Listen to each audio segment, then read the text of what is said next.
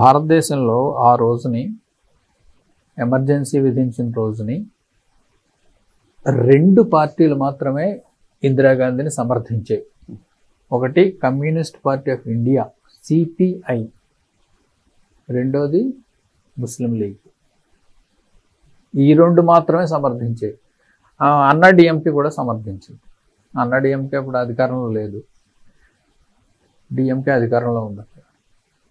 CPI పోషించిన పాత్ర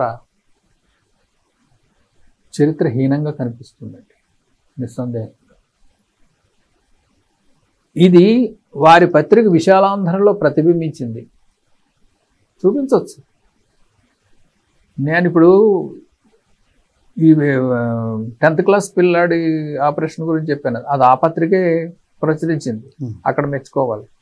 కానీ చాలా విషయాల్లో ఆ పత్రిక చాలా చరిత్రహీనమైనటువంటి పాత్ర పోషించింది.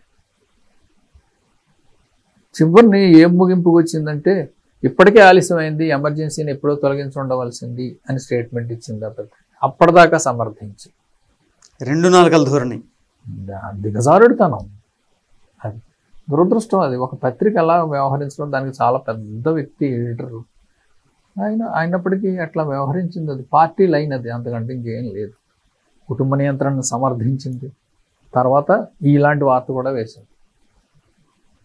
అది సిపిఐ అయితే పూర్తిగా సమర్థించింది. చండ్ర రాజేశ్వరరావు గారు చివరిని బాధపడవలసి వచ్చింది. ఆ తర్వాత ఎప్పుడో చిరకాలానికి సురవరం సుధాకర్ రెడ్డి గారు జాతీయ కార్యదర్శిగా ఉన్నప్పుడు, అవును మేము ఎమర్జెన్సీని సమర్థించి తప్పు చేశాం అని ప్రకటించారు. పుణ్యకాలం గడిచిపోయాక గురుదాస్ దాస్ గుప్తా కూడా అవును మేము తప్పు చేశాం అన్నారు. సిపిఐ వైఖరి ఆత్మహత్యా సదృశ్యమైనటువంటిది ఎమర్జెన్సీలో. ఇది చెప్పుకోక తప్పదు, ఇది దాచుకునేది కాదు. వారి పేపర్లోనే కొన్ని వేల పేపర్ల మీద ఉన్నాయి ఈ విషయాలన్నీ. అది పత్రికా స్వాతంత్ర్యాన్ని నిరోధించడాన్ని సమర్థించింది ఆ పత్రిక రోజుని. ఒక పత్రిక అయ్యుండి దారుణం.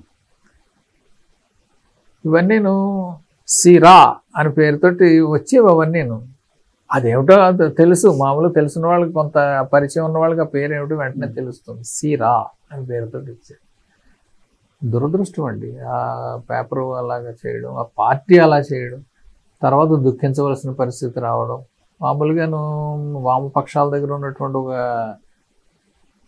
అవాంఛనీయ సంప్రదాయం ఏంటంటే, ఎంత పెద్ద తప్పైనా చేసేసి తర్వాత మేము పశ్చాత్తాపడుతున్నాము, చారిత్రక తప్పిదం చేశాము అని ఒక మాట అనేసి ఊరుకుంటారు.